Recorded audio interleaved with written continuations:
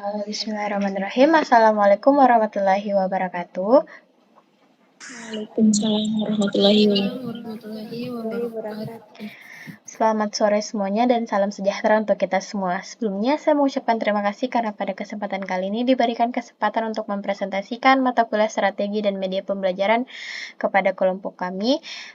Dan saya juga mengucapkan terima kasih kepada teman-teman semua yang telah meluangkan waktunya untuk hadir pada presentase kali ini yang dilaksanakan secara daring. Perkenalkan, nama saya Miftah Fajriani yang akan bertugas sebagai moderator dalam presentasi kali ini, di mana kelompok kami akan membahas tentang praktikum akuntansi lembaga dan instansi pemerintahan dan juga tata cara penggunaan Google Site dalam proses pembelajaran. Namun saya tidak sendiri karena akan ditemani oleh 7 orang teman saya yaitu Hairun Nisa, Alfira Damayanti, Nur Fadilah, Hardiana, Sulutri Sukiman, dan Saudari Fitriani. Baik, tak menunggu waktu lama, mari kita simak materi pertama yang akan dibawakan oleh teman saya.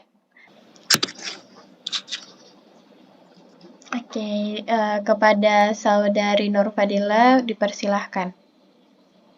Baik, sebelumnya saya mengucapkan banyak terima kasih kepada moderator telah memberikan kesempatan kepada saya untuk mempresentasikan atau memaparkan mengenai materi praktikum akuntansi lembaga atau instansi pemerintahan. Nah, di sini saya akan membahas mengenai pengertian desa, kedudukan desa, dan kewenangan desa. Di mana pengertian desa menurut Undang-Undang Nomor 6 Tahun 2014 tentang desa pada pasal 1, yang dimaksud dengan desa adalah kesatuan masyarakat hukum yang memiliki batas wilayah yang berwenang untuk mengatur dan mengurus urusan pemerintahan, kepentingan masyarakat setempat berdasarkan praksara masyarakat, hak asal-usul dan atau hak tradisional yang diakui dan dihormati dalam sistem pemerintahan. Dalam sistem pemerintahan Negara Kesatuan Republik Indonesia, penyebutan desa bermacam-macam di tiap daerah sesuai penyebutan yang berlaku di daerah. Kemudian selanjutnya yaitu kedudukan desa, di mana desa dapat berkedudukan di wilayah kabupaten maupun di kota. Menurut Peraturan Menteri Dalam Negeri Nomor 56 Tahun 2015 tentang Kode dan Data Wilayah Administrasi Pemerintahan, terdapat 74.754 desa yang tersebar di 33 provinsi atau 434 kabupaten kota. Jumlah desa dapat berubah jumlahnya karena adanya penambahan yang berasal dari peralihan status dari kelurahan menjadi desa. Berkurang karena adanya penghapusan desa, antara lain desa di Sumedang karena adanya penggenaan waduk. Keberadaan desa ditetapkan melalui peraturan daerah, kabupaten atau kota setelah dievaluasi oleh gubernur. Nah, keberadaan desa secara formal diundangkan setelah mendapat nomor registrasi dari gubernur dan kode desa dari Menteri Dalam Negeri. Nah, kemudian yang selanjutnya yaitu kewenangan desa, di mana kewenangan desa meliputi kewenangan di bidang penyelenggaraan pemerintahan desa, pelaksanaan pembangunan desa, pembinaan kemasyarakatan desa, dan pemberdayaan masyarakat desa berdasarkan prakarsa masyarakat, hak asal-usul dan adat istiadat desa.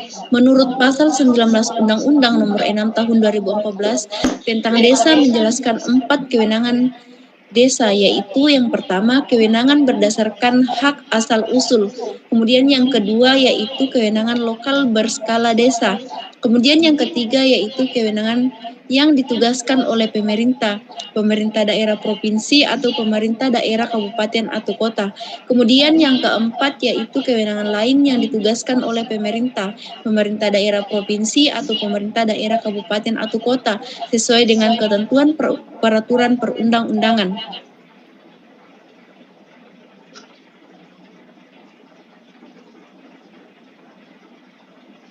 Next, kemudian bentuk-bentuk kewenangan tersebut secara ringkas dapat dilihat pada kewenangan berdasarkan hak asal-usul.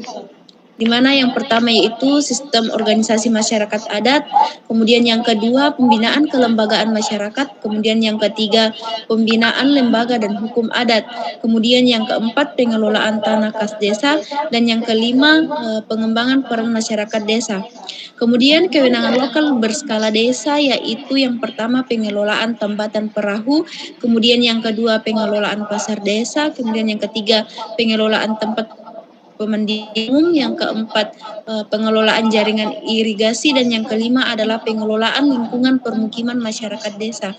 Nah, demikian materi dari saya kembalikan kepada moderator.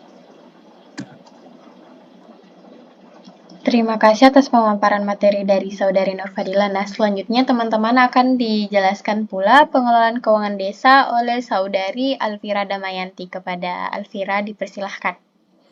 Baik, terima kasih atas kesempatan yang telah diberikan kepada saya. Saya akan melanjutkan pembahasan materi berikutnya, yaitu pengelolaan keuangan desa. Keuangan desa adalah semua hak dan kewajiban desa yang dapat dinilai dengan uang serta segala sesuatu berupa uang dan barang yang berhubungan dengan pelaksanaan hak dan kewajiban desa. Pengelolaan keuangan desa adalah keseluruhan kegiatan yang meliputi perencanaan, pelaksanaan, penatausahaan, pelaporan dan pertanggungjawaban keuangan desa.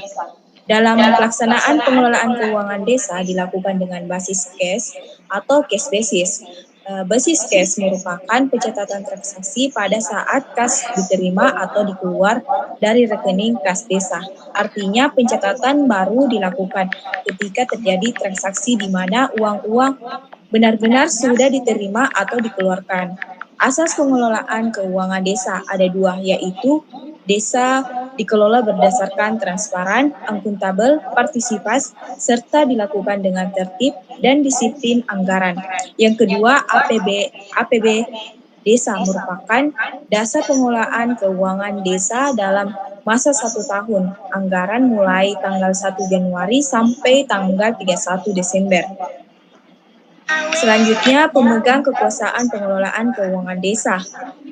Sesuai pasal 3 Peraturan Menteri Dalam Negeri Nomor 20 Tahun 2018 tentang pengelolaan keuangan desa, kepala desa adalah pemegang kekuasaan pengelolaan keuangan desa dan mewakili pemerintahan desa dalam kepemilikan kekayaan memiliki desa yang dipisahkan. Pemegang kekuasaan pengelolaan desa yaitu Kepala Desa adalah PKPKD dan mewakili pemerintah desa dalam kepemilikan kekayaan memiliki desa yang dipisah.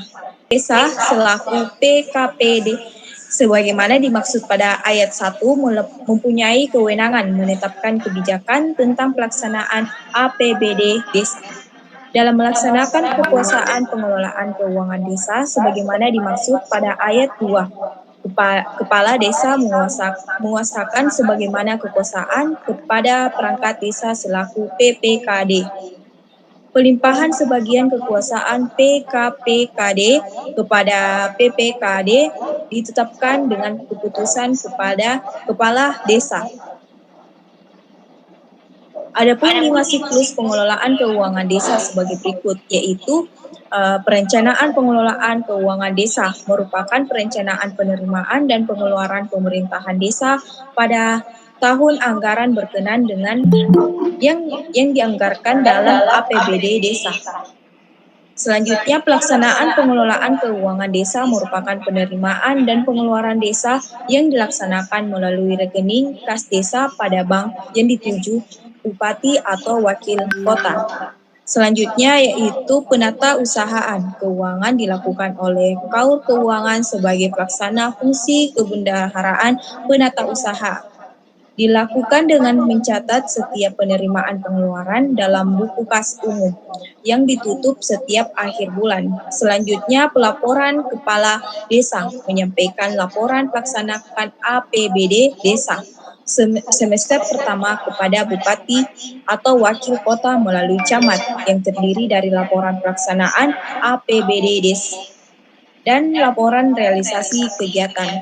Selanjutnya, laporan pertanggungjawaban disampaikan paling lambat 3 bulan setelah akhir tahun anggaran berkenan yang ditetapkan dengan peraturan desa. Pelaksanaan pengelolaan keuangan desa PPKD. Pelaksanaan pengelolaan keuangan desa merupakan unsur perangkat desa yang membantu kepala desa untuk melaksanakan pengelolaan keuangan desa. Terdiri atas 4 perangkat sekretaris desa, yaitu sekretaris desa merupakan perangkat desa yang sebagai unsur pimpinan sekretariat desa yang menjalankan tugas sebagai koordinator PPKD. Selanjutnya, kepala urusan adalah seperangkat desa yang berkedudukan sebagai unsur staf desa yang menjalankan tugas PPKD. Kepala seksi adalah perangkat desa sebagai pelaksanaan teknis yang menjalankan tugas sebagai PPKD. Selanjutnya yaitu bendahara desa. Sesuai dengan pasal 8 Peraturan Pemerintahan Dalam Negeri Nomor 20 Tahun 2018 tentang pengelolaan keuangan desa. Fungsi kebendaharaan atau bendahara desa dilaksanakan oleh kepala urusan keuangan atau kaur keuangan yang merupakan salah satu unsur sekretariat desa. Sekian dari saya kembalikan kepada moderator.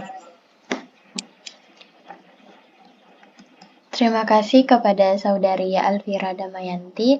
Nah, selanjutnya akan dilanjutkan pembahasan materi oleh Saudari Fitriani. Kepada Saudari Fitriani dipersilahkan.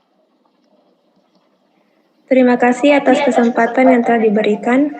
Baiklah, saya akan melanjutkan pemaparan materi dari rekan saya. Materi selanjutnya yaitu konsep dasar APBN. Pengertian APBD. Pengertian APBD. Pengertian APBD adalah rancangan keuangan tahunan yang disusun oleh pemerintah daerah atas hasil persetujuan dari Dewan Perwakilan Rakyat Daerah atau DPRD.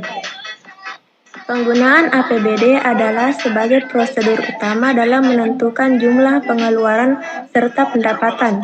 Hal itu bertujuan untuk meningkatkan pelayanan masyarakat dan kesejahteraan umum di daerah tersebut. Dasar hukum APBD. Dalam penyusunan APBD yang nantinya akan disetujui oleh DPRD, terdapat dasar hukum yang berlaku mengenai penyelenggaraan keuangan daerah, yaitu yang pertama Undang-Undang Nomor 32 Tahun 2003 tentang Pemerintah Daerah.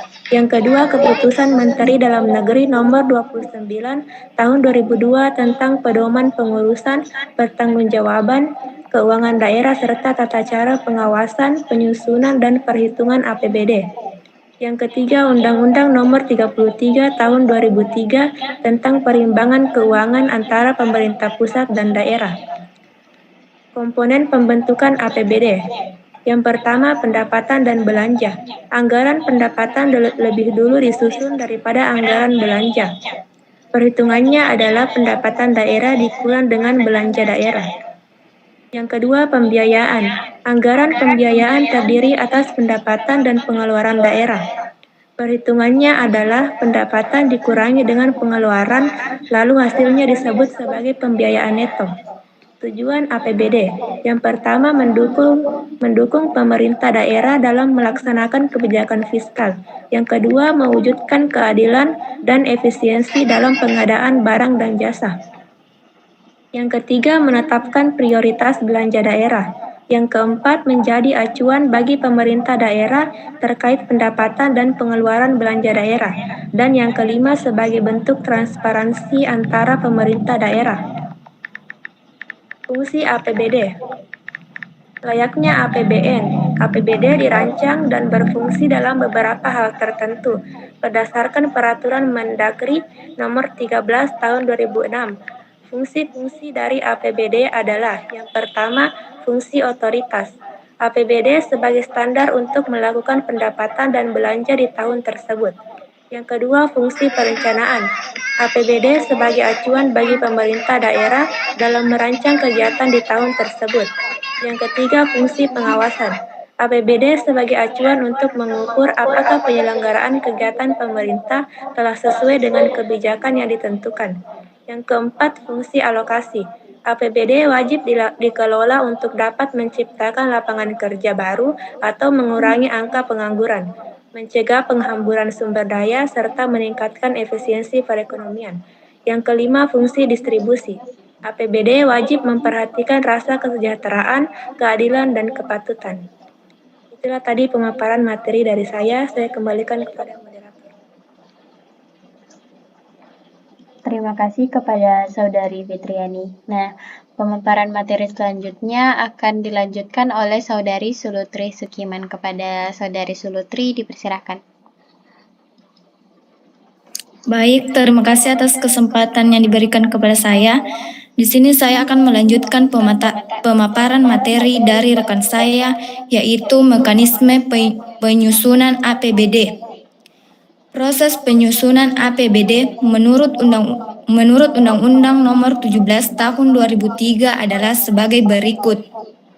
Yang pertama, pemerintah daerah mengajukan permohonan rancangan APBD atau RAPBD kepada DPRD yang dibarengi dengan dokumen dan penjelasan pendukung. Yang kedua, DPRD berikutnya menganalisa RAPBD lalu mengambil keputusan apakah disetujui atau tidak terkait rancangan tersebut. Yang ketiga, apabila RAPBD disetujui, maka akan diaplikasikan menjadi APBD melalui peraturan daerah. Yang keempat, pelaksanaan APBD yang sudah disetujui dengan peraturan daerah kemudian ditulis di dalam keputusan gubernur atau wali kota atau bupati. Next.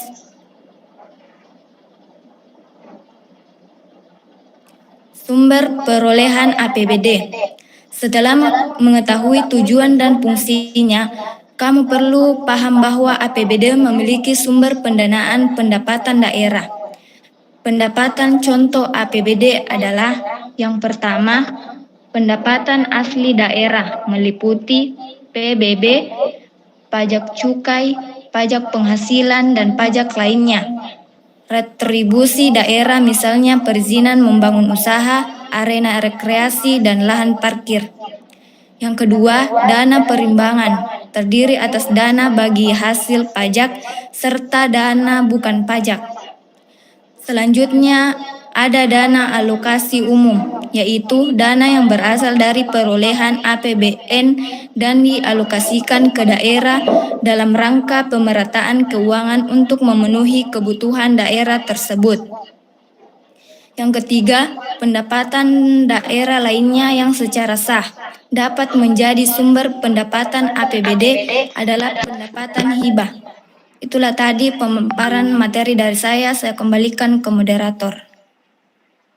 Terima kasih kepada Saudari Sulutrina. Teman-teman, itulah tadi pemaparan materi dari teman kelompok saya. Dari pemaparan tersebut dapat ditarik kesimpulan bahwa menurut Undang-Undang Nomor 6 Tahun 2014 tentang Desa pada pasal 1, yang dimaksud dengan desa adalah kesatuan masyarakat hukum yang memiliki batas wilayah yang berwenang untuk mengatur dan mengurus urusan pemerintahan. Kepentingan masyarakat setempat berdasarkan prakarsa masyarakat, hak dan asal-usul dan atau hak tradisional yang diakui dan dihormati dalam sistem pemerintahan negara kesatuan Republik Indonesia. Desa dapat berkedudukan di wilayah kabupaten maupun di kota. Jumlah desa dapat berubah jumlahnya karena adanya penambahan yang berasal dari peralihan status dari kelurahan menjadi desa atau desa adat menjadi desa. Nah, itu dia tadi pemaparan dari segi materi. Nah, selanjutnya akan dijelaskan pula tentang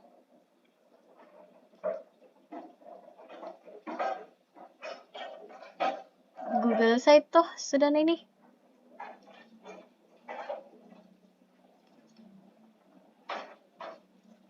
Nah, selanjutnya akan dijelaskan tata cara dan penggunaan dari Google Site sebagai media dan media pembelajaran. Kepada Saudari Hardiana, dipersilahkan. Baik, terima kasih atas kesempatan yang telah diberikan. Sini saya akan menjelaskan mengenai Cara menggunakan Google Site. Sebelum kita membuat Google Site, alangkah baiknya kita harus mempersiapkan bahan-bahan atau materi yang akan dimasukkan ke dalam Google Site yang akan kita buat, yaitu pertama materi, kemudian ikon-ikon yang akan menjadi gambar dari materi atau sub materi yang akan kita masukkan. Setelah itu,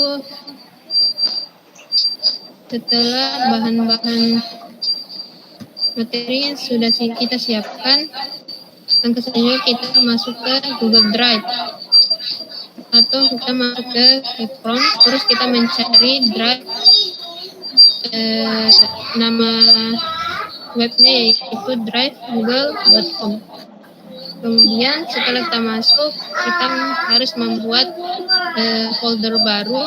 Gimana caranya? Itu menekan tanda tambah, kemudian kita masuk ke folder baru.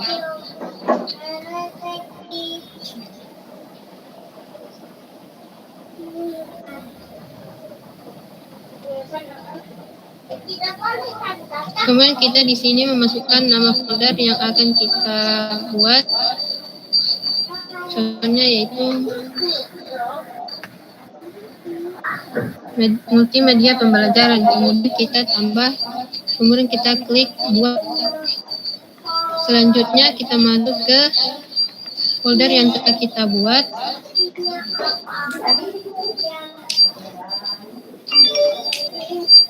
Kemudian kita klik lagi tanda tambah.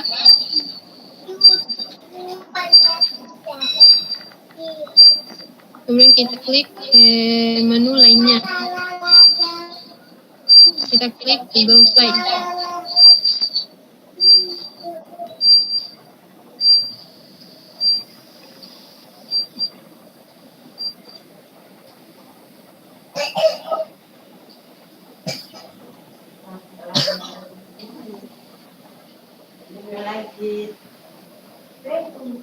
Nah, setelah itu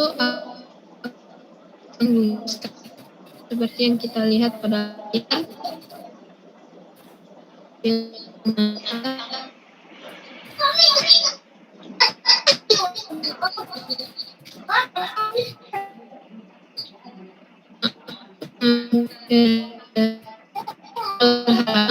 atau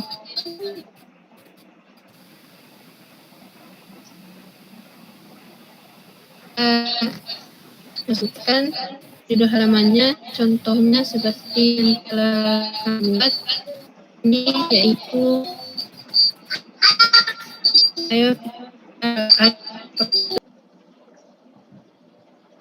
nah, beginilah tampilan dari Google Site. Di awal, di judulnya kita masukkan judul Google Site atau materi kita, yaitu Ayo Belajar Praktikum Akuntansi Lembaga atau Instansi Pemerintah. Nah, di sini kita bisa mengubah atau mengedit judul dari materi kita dengan cara ini untuk mengganti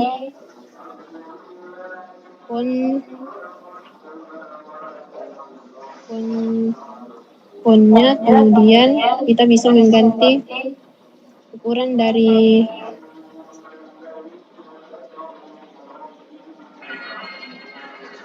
setelah kita membuat ini, kita masuk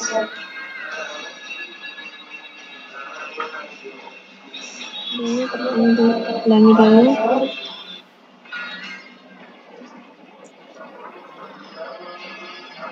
Kita sisipkan teks.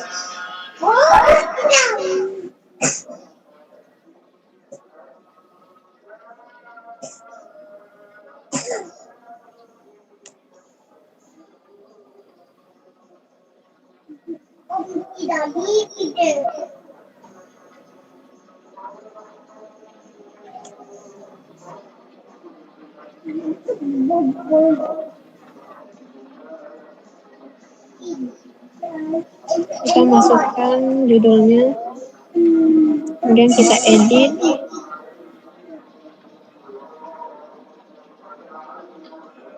sesuai keinginan kita, kemudian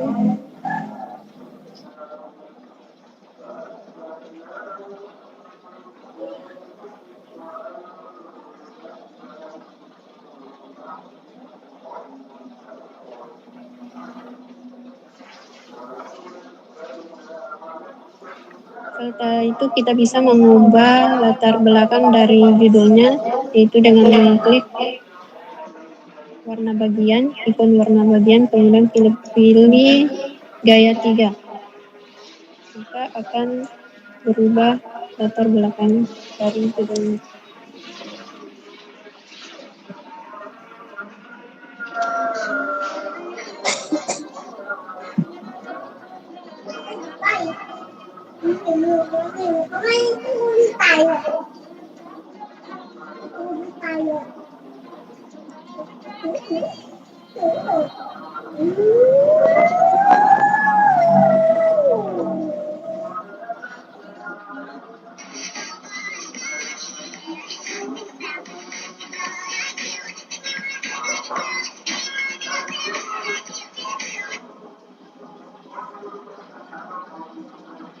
Kemudian setelah itu, jika kita ingin menambahkan ikon atau ikon dari sub-sub judul yang materi kita pilih kotak-kotak yang ada di sebelah kanan.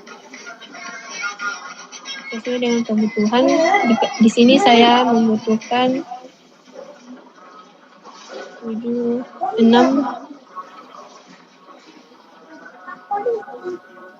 Kemudian untuk menambahkan gambar, kita klik tanda tambah, kemudian pilih upload.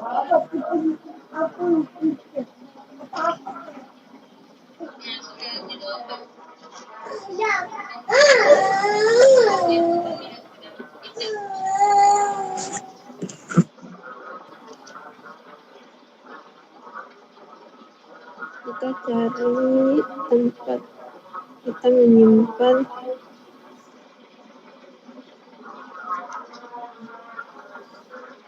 kolom yang pertama untuk tujuan. Kita klik gambarnya, kemudian klik open.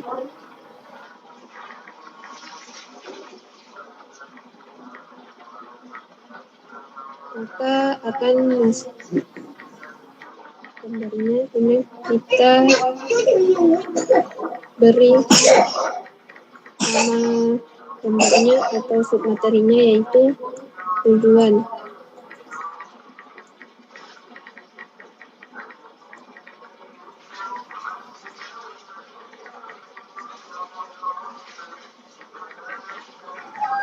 Dan kita bisa juga edit.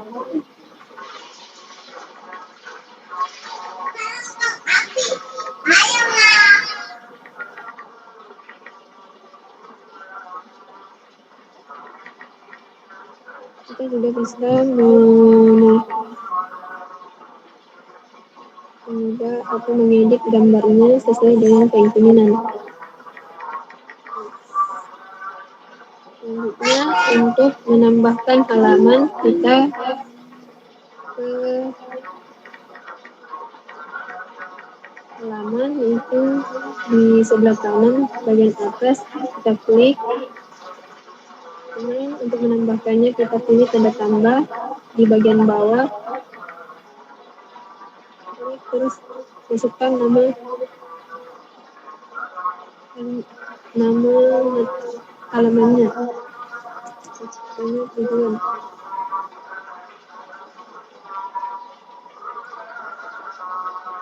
Setelah selesai, kita klik selesai.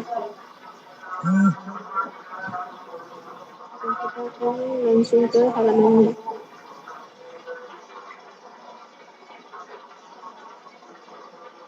Kemudian untuk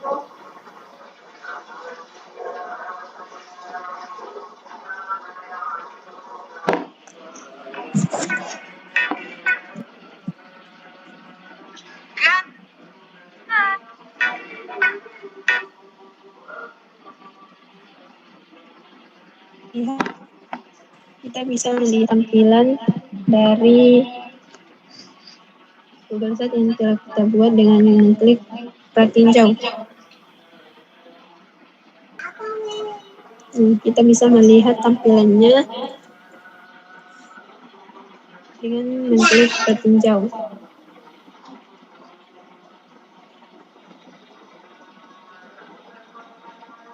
Saya ulangi, untuk melihat tampilan Google Sites yang telah kita buat, kita bisa memilih atau mengklik ikon pratinjau di bagian atas. Kemudian kita klik, maka kita akan melihat tampilan dari Google Sites yang telah kita buat. Google Sites yang kita buat bisa kita lihat di HP. Begini tampilannya jika dilihat di HP. Kemudian jika dilihat di tablet akan seperti ini. Dan jika dilihat di laptop akan seperti ini. Nah, untuk kembali ke halaman pengeditan Google Sites, kita klik tanda silang untuk keluar dari pratinjau. Kemudian di sini ikon untuk memasukkan materi tujuan. Baik, kita edit dulu.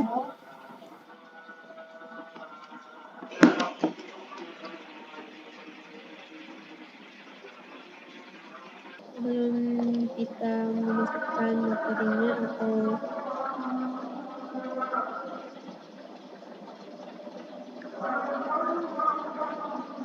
kita edit dulu judulnya.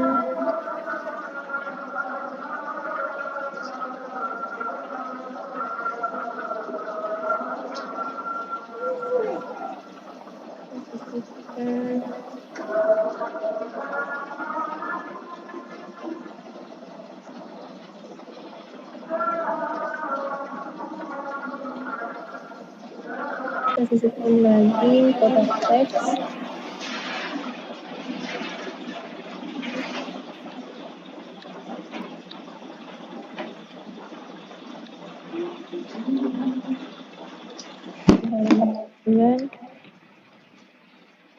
Kemudian untuk memasukkan materinya kita klik teks lagi, terus kita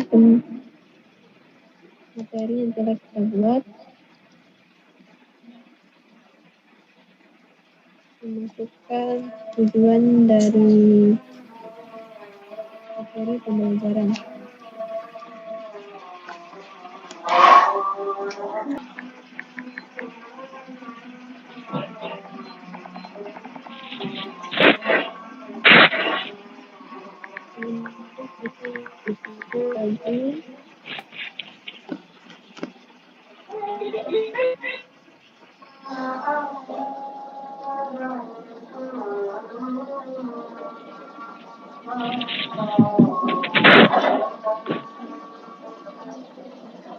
Kita ganti latar belakangnya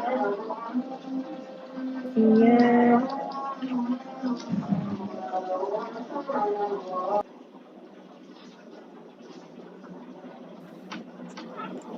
setelah itu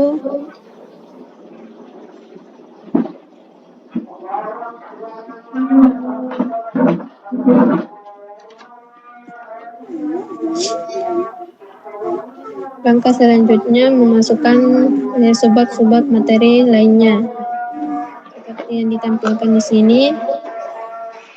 Nah, setelah itu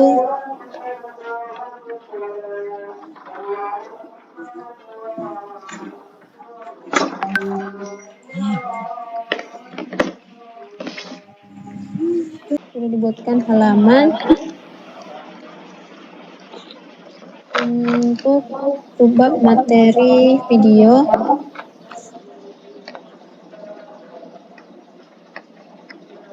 Untuk memasukkan video kita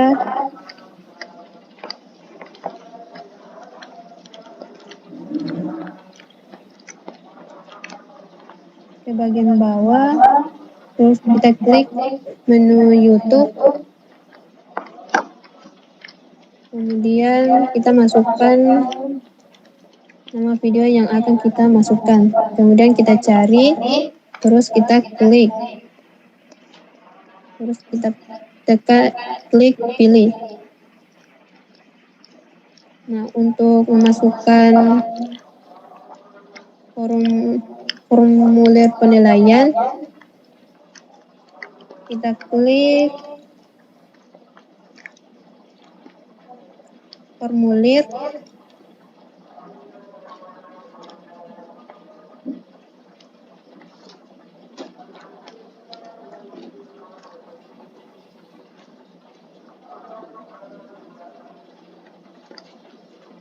Setelah itu kita pilih formulir yang akan kita masukkan.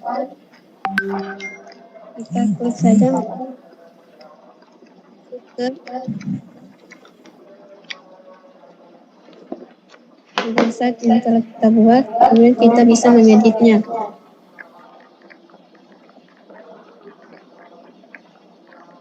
Begitu pula dengan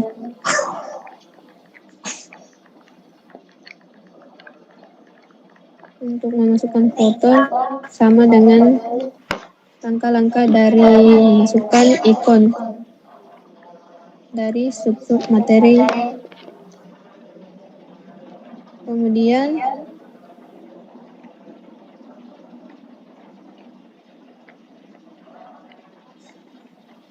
setelah selesai semua materi dimasukkan, kemudian untuk mengaktifkan atau ikon-ikon ini bisa langsung terhubung dengan materi yang telah kita buat.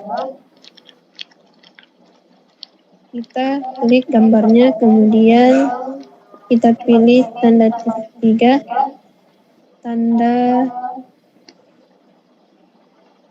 sisipkan link, kemudian kita pilih nama submaterinya, kemudian kita klik terapkan. Maka akan langsung terhubung dengan halaman materinya. Nah, untuk melihatnya kita klik lagi ke pratinjau. Setelah kita coba klik, maka akan langsung ke halaman materinya.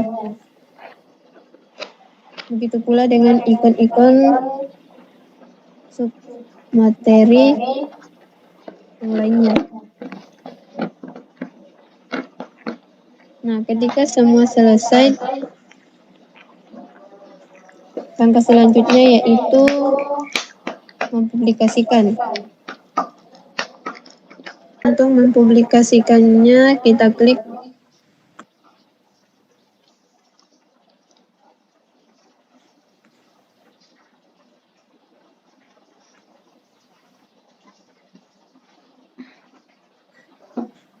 kemudian untuk mempublikasinya kita klik publikasi, kemudian kita masukkan alamat webnya, contohnya itu kelompok 9 PAL. Kemudian kita klik publikasi,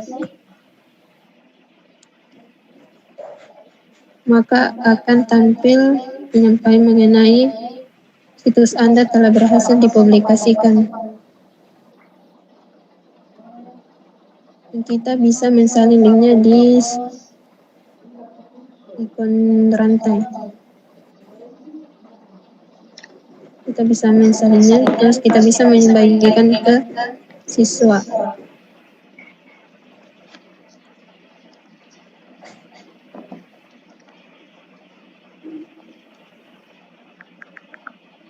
Setelah selesai, mungkin beginilah tampilannya.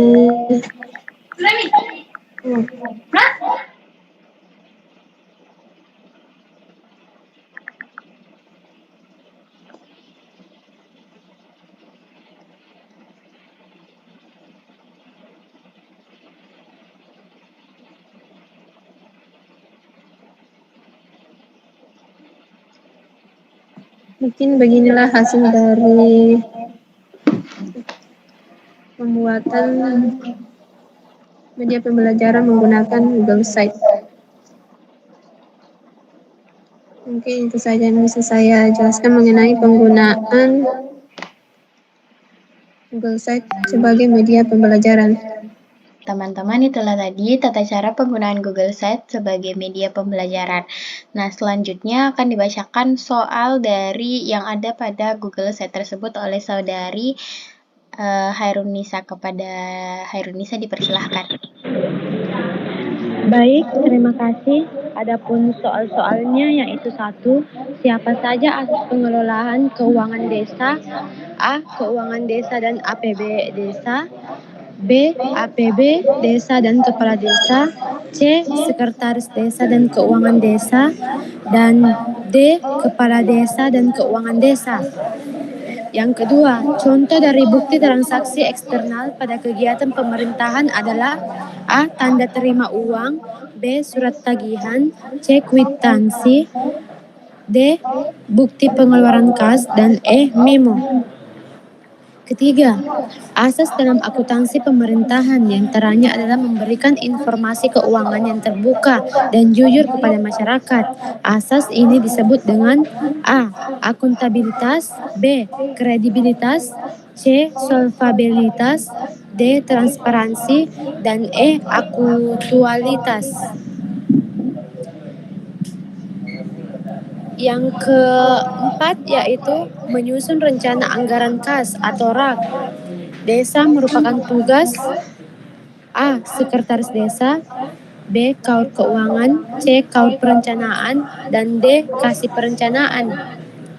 Yang kelima, bagaimana urutan siklus pengelolaan keuangan desa yang benar? A. Pelaporan pertanggungjawaban pelaksanaan penatausahaan dan perencanaan. B. Perencanaan, pelaksanaan, penatausahaan, pelaporan, dan pertanggungjawaban. C. Penatausahaan, perencanaan, pelaksanaan, pelaporan, dan pertanggungjawaban. Dan D. Pelaksanaan, perencanaan, penatausahaan, pertanggungjawaban, dan pelaporan.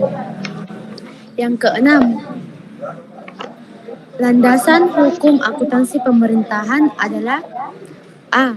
Undang-Undang Nomor 17 Tahun 2003, B. Undang-Undang Nomor 15 Tahun 2003, C. Undang-Undang Nomor 16 Tahun 2003, D. Undang-Undang Nomor 18 Tahun 2003, dan E. Undang-Undang Nomor 19 Tahun 2003. Ketujuh, atau nomor 7, unsur perangkat desa yang memiliki tugas sebagai pelaksana teknis kegiatan adalah A. Kepala desa, B. Semua perangkat desa, C. Semua kepala urusan dan kepala seksi, dan D. Kaur dan kasih selain kaur keuangan. Dan kedelapan, kepala desa selaku PKPKD mempunyai kewenangan kecuali A. Menetapkan PPKD, B. Menetapkan kebijakan tentang pelaksanaan APBD desa, C. Menyetujui SPP, dan D. Menyetujui APB desa. 9. SKPKD adalah singkatan dari A. Satuan Kerja Perangkat Kerja Daerah, B. Satuan Kerja Pelaksana Keuangan Daerah, C. Satuan Kerja Perangkat Keuangan Desa, D. Satuan Kerja Pengelolaan Daerah, dan E. Satuan Kerja Perangkat Keuangan Daerah. 10.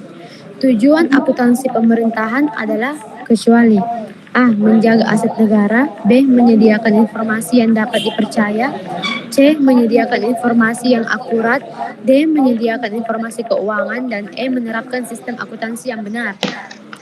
11. APBD merupakan singkatan dari A. Alokasi pendapatan dan belanja daerah, B. Anggaran belanja dan pendapatan daerah, C. Anggaran pendapatan dan belanja daerah, D. Alokasi belanja dan pendapatan daerah, dan E. Alokasi daftar belanja. 12. Kegiatan dalam mencatat data keuangan sehingga menjadi sebuah informasi disebut dengan A. Data, B. Akuntansi, C. Pemerintah, D. Keuangan, dan E. Siklus transaksi. Itu saja yang bisa saya bacakan. Saya kembalikan ke moderator. Terima kasih. Terima kasih kepada Saudari Nisa. Nah, itu dia teman-teman pemaparan materi dan juga tata cara penggunaan Google Sheet dan juga soal-soal yang kami masukkan dalam media pembelajaran Google Sheet. Terima kasih, mohon maaf bila ada salah kata. Wassalamualaikum warahmatullahi wabarakatuh. Waalaikumsalam warahmatullahi wabarakatuh. Waalaikumsalam warahmatullahi wabarakatuh.